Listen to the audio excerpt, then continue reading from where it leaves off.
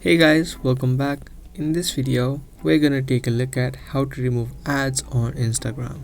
If you're seeing a lot of ads that you don't want to see and that you're not interested of, there are a couple of things that you can do.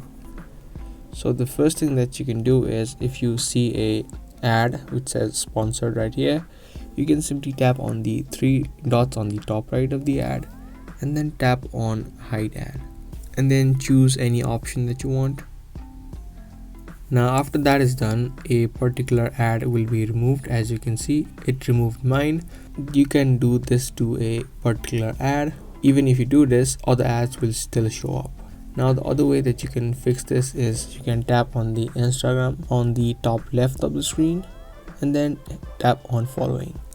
Now what this does is it only shows you the posts of those accounts that you follow, and it does not show you any of the ads or even suggested posts that you see often on your newsfeed of your Instagram. So those are really the two things that you can do in order to remove ads on Instagram, and there is no permanent way to remove it completely throughout your Instagram. So I hope this video was helpful. If it was, subscribe, share and give this video a thumbs up. I'll see you in the next one. Thanks for watching.